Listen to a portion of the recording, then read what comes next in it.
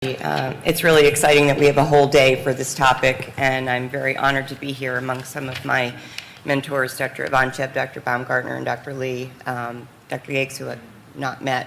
So thank you for this opportunity. And then I have to echo Dr. Lee's sentiments. I'm just a simple surgeon. Here I am talking in front of all you smart radiologists about imaging. It's a little daunting, but I'll do my best. In terms of background and significance, evaluation using imaging techniques such as duplex, CT, MRI, and angiography is of paramount importance for the correct diagnosis and management of CVMs. We'll start with duplex. This is certainly a mainstay of what we use often in the office.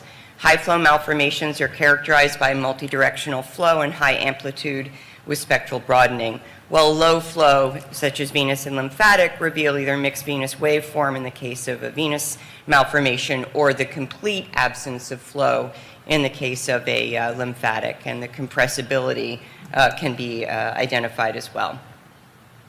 So duplex, as I said, is very helpful for the initial diagnosis and assessment as to the extent of the lesion and the presence or absence of vascular and higher low flow, but it really is not adequate to delineate the extent of the lesion and to completely eliminate or ensure the possibility of high flow. So other modalities that are more sophisticated that can be used, CT. In our institution, this is really mostly used in patients who can't be sedated for MR or who can't have an MR because they have a contraindication such as a pacemaker.